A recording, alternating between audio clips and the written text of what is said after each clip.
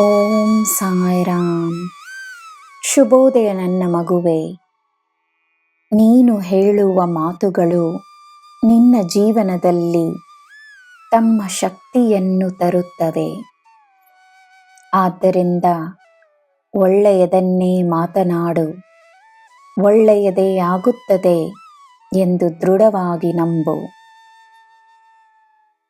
ನಿನ್ನ ಬಗ್ಗೆ ಒಳ್ಳೆಯದನ್ನು ಹೇಳುವ ಜನರ ಸಹವಾಸದಲ್ಲಿರು.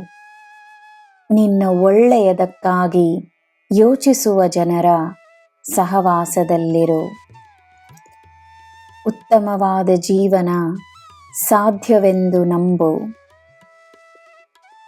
ತಕ್ಷಣವೇ ನೀನು ಮಾಡಬಹುದಾದ ಕೆಲಸದ ಮೇಲೆ ಗಮನವನ್ನು ನೀಡು. ನಿನ್ನ ದಿನ ಶುಭವಾಗಿರಲಿ.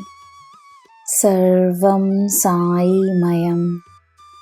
ಜೈ ಸಾಯಿರಾಮ್.